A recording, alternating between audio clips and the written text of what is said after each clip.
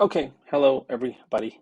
Um, I'm going to talk about Viper and atomic design in React. So Viper is a pretty neat design pattern or architecture, depending on whose side you're on, that is somewhat commonly used with iOS development. And I say that because at the time of making this video, I did a quick Google search on Viper and only got examples of iOS development.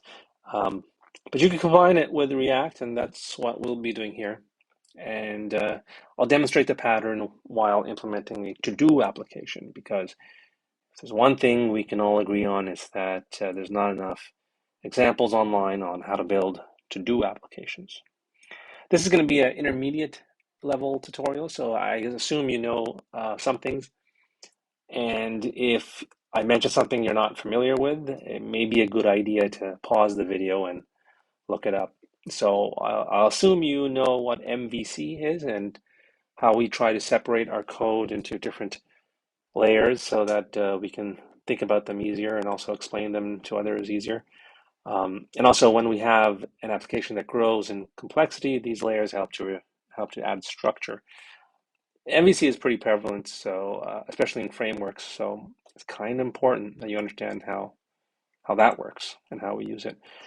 Before I talk about Viper in React, though, I want to talk a little bit about atomic design. I believe it was a fellow by the name of Brad Frost who coined the term, and it's basically a way of structuring your code into manageable modular parts.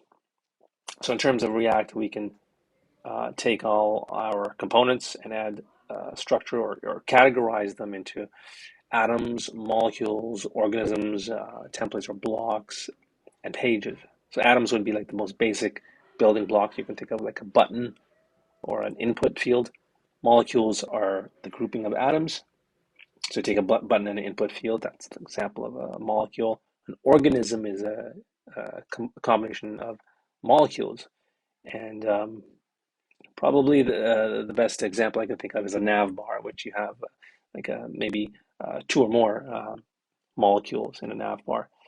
A template then, or a block, would consist pretty much only of organisms. It could possibly have other molecules as well, or atoms separately from the uh, the organism, but it should be mostly just groups of organisms to form an entire page. Pages is kind of like a placeholder for different blocks. You can swap in and out, but this is best explained with an example. So let's start there in the next video.